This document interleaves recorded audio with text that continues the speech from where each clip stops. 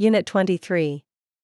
Text plaque AUT/autograt clam/claim CRAC/crap punk pot Greek and Latin borrowings. Text comes from a Latin verb that means to weave. So a textile is a woven or knitted cloth.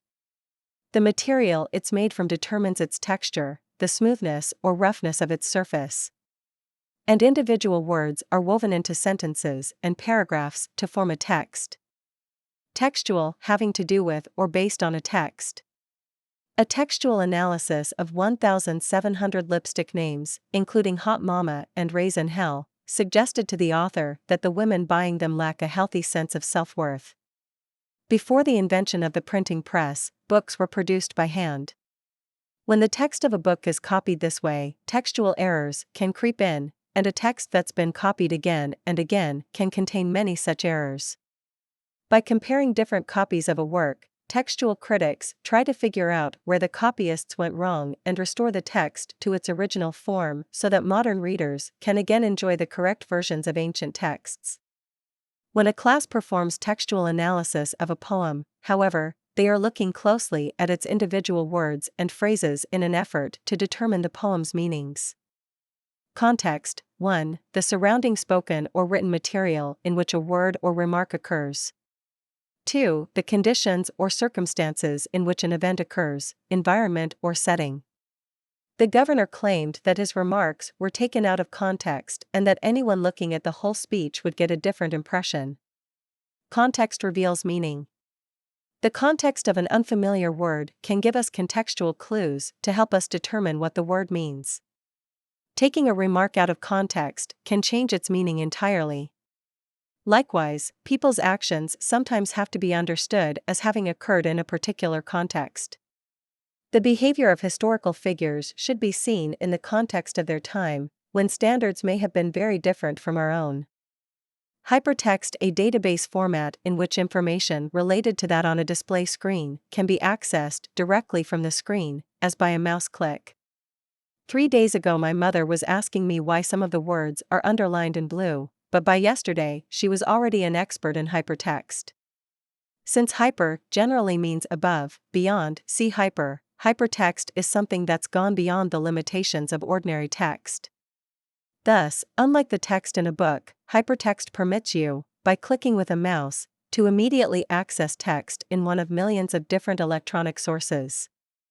Hypertext is now so familiar that most computer users may not even know the word, which was coined by Ted Nelson back in the early 1960s. It took a few more years for hypertext to actually be created by Douglas Engelbart, and then quite a few more years before the introduction of the World Wide Web in 1991. Subtext, the underlying meaning of a spoken or written passage. The tough and cynical tone of the story is contradicted by its romantic subtext.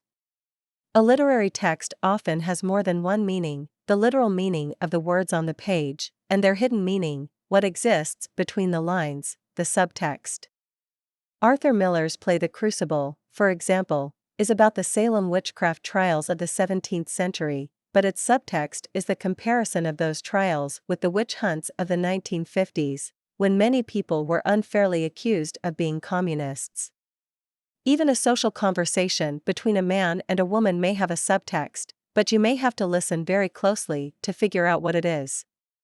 Don't confuse subtext with subplot, a less important plot that moves along in parallel with the main plot. Plaque comes from the Latin placere, to please or be agreeable to, or placere, to soothe or calm.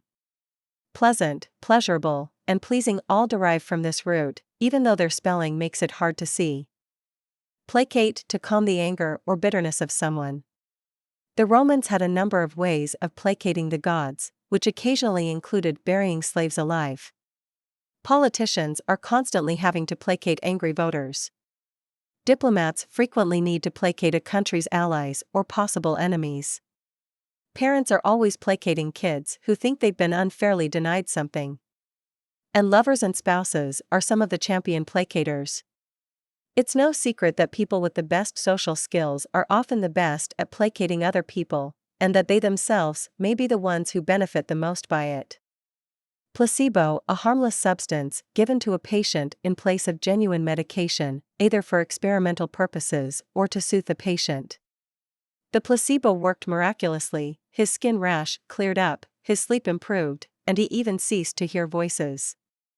Doctors doing research on new treatments for disease often give one group a placebo while a second group takes the new medication.